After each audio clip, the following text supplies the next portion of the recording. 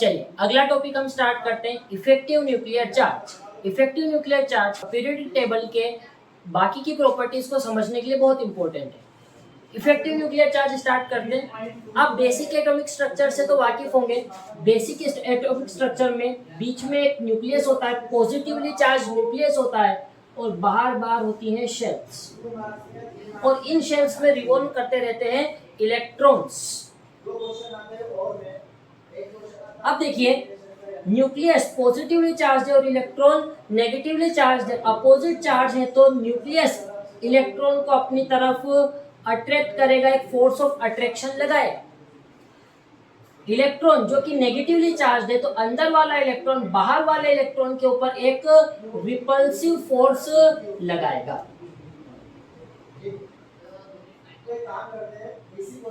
अब यहाँ पर ये जो अंदर वाला इलेक्ट्रॉन बाहर वाले इलेक्ट्रॉन को बाहर की तरफ भेज रहा है, बाहर रिपल्शन लगा रहा है, इसी रिपल्शन को हम कहते हैं screening effect.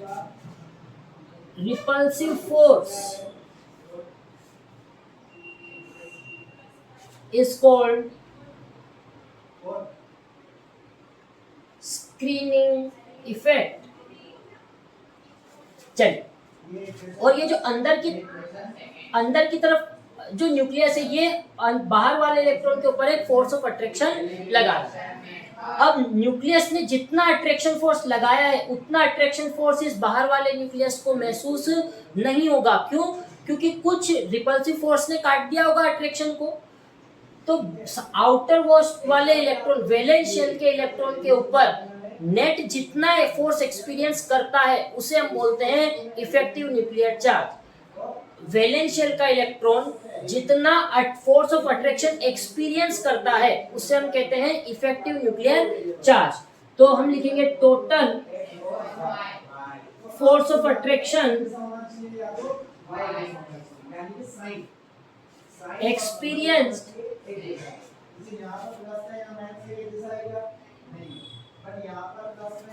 by valence electron is called effective nuclear charge, that is Z effective।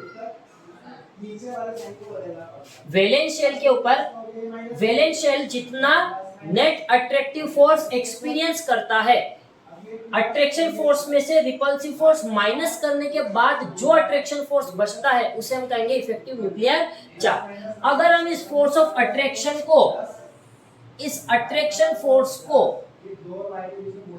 हम न्यूक्लियर चार्ज का नाम दे दें, Z कहने लग जाए, और इस फोर्स ऑफ रिपल्शन को स्क्रीनिंग कांस्टेंट एक सिग्मा देने लग जाए, तो आप Z इफेक्टिव कैसे निकाल सकते हैं? Z effective attraction force minus repulsion force, जो नेट फोर्स आएगा वो Z इफेक्टिव है। तो attraction force minus repulsion force, attraction force Z minus repulsive force sigma. इस तरीके से आप Z इफेक्टिव को निकाल सकते हैं। अब सर यहाँ पर Z क्या है? यहाँ पर Z है न्यूक्लियर चार्ज।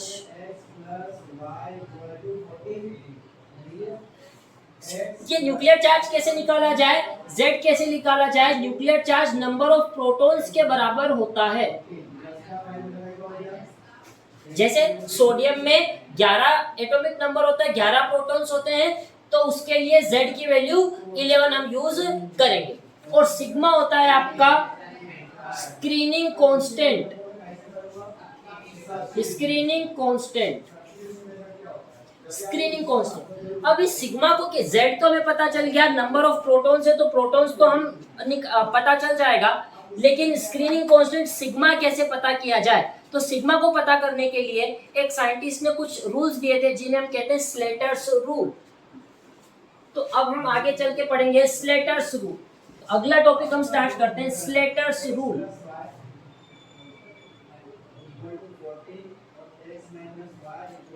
तो स्लेटर ने सिग्मा, स्क्रीनिंग कांस्टेंट या शील्डिंग कांस्टेंट को निकालने के लिए कुछ रूल्स दिए थे, जिन्हें हमें पढ़ना है। पहला रूल, स्लेटर्स का पहला रूल, स्लेटर कहता था for single electron species, for single electron species,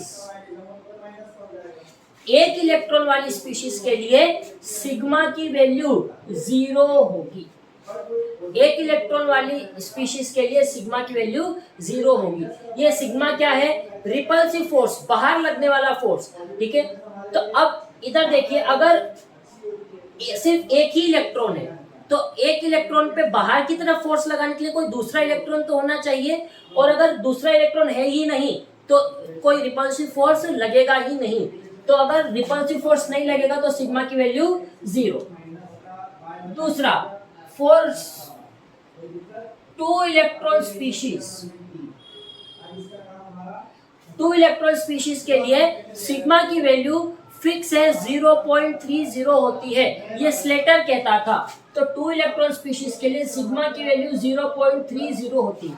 अब हम इसे कैसे यूज करेंगे? अगर मैं हीलियम, जैसे एग्जांपल के लिए मैं यूज करता हूं बेटा हीलियम, अगर हीलियम के लिए मुझे Z इफेक्टिव निकालना है तो Z इफेक्टिव क्या होगा?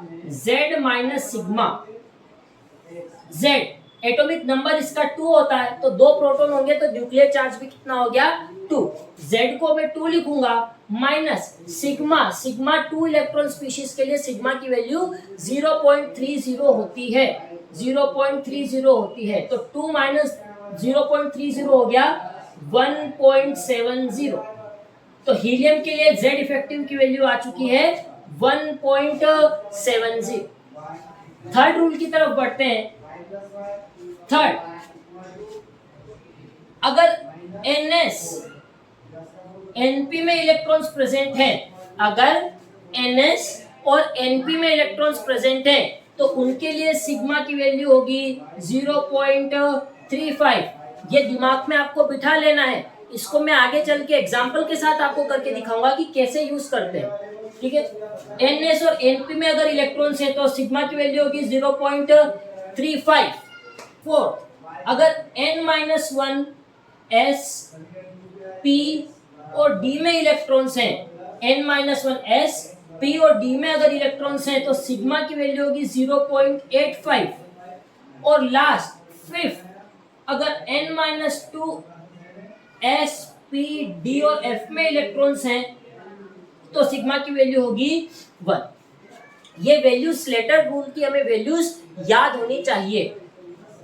Zero electron species, single electron species के लिए सिग्मा की वैल्यू 0, 2 इलेक्ट्रॉन स्पीशीज के लिए सिग्मा की वैल्यू 0.30। NS NP में अगर इलेक्ट्रॉन्स प्रेजेंट हैं तो सिग्मा की वैल्यू 0.35, और अगर N-1 S P D में इलेक्ट्रॉन्स प्रेजेंट हैं तो सिग्मा की value 0.85। N-2 S P D F में इलेक्ट्रॉन प्रेजेंट है तो सिग्मा की वैल्यू 1। अब हम इन्हें एक एग्जांपल के थ्रू देखते हैं कि कैसे इस्तेमाल हमें इन्हें करना है। एग्जांपल, अगर मैं ऑक्सीजन का एटम लेता हूं, मुझे ऑक्सीजन के लिए अगर Z इफेक्टिव निकालना हो तो मैं किस तरीके से निकालूंगा? सबसे पहले हमें ऑक्सीजन की इलेक्ट्रॉनिक कॉन्फ़िगरेशन लिखनी है, 1s2 2s2 2p4, ऑक्सीजन का एटॉमिक नंबर 8। तो मैंने इसके लिए इलेक्ट्रॉनिक कॉन्फ़िगरेशन लिख दी है। अब यहाँ पर देखिए N सबसे बड़ी वैल्यू 2 है तो N की वैल्यू 2। यहाँ पर N-1 में 2 इलेक्ट्रॉन है और N में 2, और यहाँ 4 नहीं। देखिए, एक सबसे वैलेंस वाले इलेक्ट्रॉन, सबसे बाहर वाले इलेक्ट्रॉन के ऊपर तो Z इफेक्टिव लगता ही है, तो एक इलेक्ट्रॉन को हमें काउंट नहीं करना है जिसके ऊपर Z इफेक्टिव लग रहा है। तो 4 नहीं, यहाँ के 3, यहाँ के 2, 5। N में हो गए आपके 5 इलेक्ट्रॉन। अब मैं अगर इसके लिए लगाता हूँ, N में आपके 5 इलेक्ट्रॉन है और NS या NP के लिए हम 0.35 होती है, तो 0.35 into 5 plus 1s2। N-1 S में 2 इलेक्ट्रॉन है, N-1 S के लिए सिग्मा की वैल्यू 0.85 होती है, तो 0.85 इंटू 2, ये सिग्मा की वैल्यू है। तो कैसे निकालेंगे? 0.35 into 5,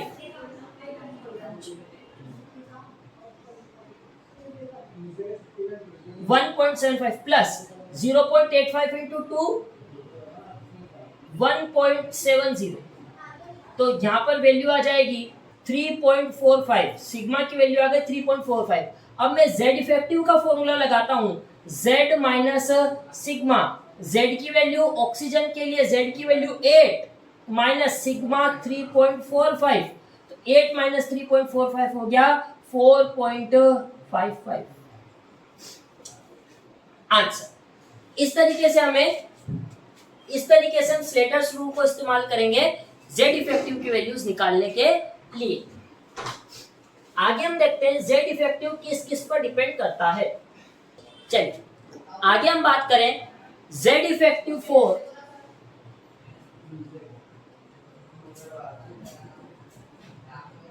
ions.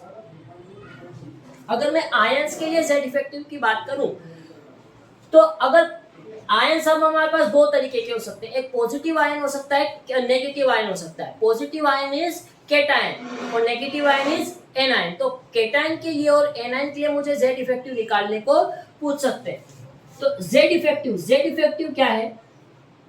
Basically Z effective की एक बार फील ले लो, जेड इफेक्टिव की फील ले लो। जेड इफेक्टिव क्या है? जितना टोटल अट्रैक्शन फोर्स एक्सपीरियंस करता है आउटर मोस्ट शेल का इलेक्ट्रॉन, ये आउटर मोस्ट शेल के इलेक्ट्रॉन पे अट्रैक्शन फोर्स भी है और एक रिपल्शन फोर्स भी है। तो नेट जितना attraction force outermost shell का इलेक्ट्रॉन न्यूक्लियस की तरफ एक्सपीरियंस करता है उसे हम जेड इफेक्टिव कहते हैं। अगर पॉजिटिव चार्ज ज्यादा तो अट्रैक्शन ज्यादा, और अगर नेगेटिव चार्ज ज्यादा तो रिपल्शन ज्यादा। अब जेड इफेक्टिव क्या है? Z minus sigma. अगर पॉजिटिव चार्ज ज्यादा तो जेड ज्यादा हो जाएगा और अगर नेगेटिव चार्ज ज्यादा तो सिग्मा ज्यादा हो जाएगा। तो मैं यहां से लिख सकता हूं Z effective is directly proportional to positive charge, क्योंकि अगर पॉजिटिव चार्ज बढ़ेगा तो जेड की वैल्यू भी बढ़ेगी और जेड की वैल्यू बढ़ेगी तो जेड इफेक्टिव बढ़ेगा, और Z effective is inversely proportional to negative charge. अगर मैं सिग्मा की वैल्यू, इलेक्ट्रॉन्स बढ़ेंगे तो सिग्मा की वैल्यू बढ़ेगी और अगर सिग्मा की वैल्यू बढ़ेगी तो जेड इफेक्टिव वैल्यू कम होगी। तो ये दो चीजें हमें अच्छे से पता होनी चाहिए। पॉजिटिव चार्ज ज्यादा तो जेड इफेक्टिव ज्यादा, नेगेटिव चार्ज ज्यादा तो जेड इफेक्टिव कम। अब इसके ऊपर अगर हम दो तीन सवाल कर लें एग्जांपल के लिए, मुझे Fe प्लस और Fe+2 में, मुझे इन तीन में अगर कोई कहे जेड इफेक्टिव का ऑर्डर निकाल करके दिखाओ, मुझे कोई कहे जेड इफेक्टिव का ऑर्डर निकाल के बताओ, तो अभी हमने देखा जेड इफेक्टिव पॉजिटिव चार्ज के डायरेक्टली प्रोपोर्शनल है। जहां पॉजिटिव चार्ज ज्यादा उसका जेड इफेक्टिव भी ज्यादा।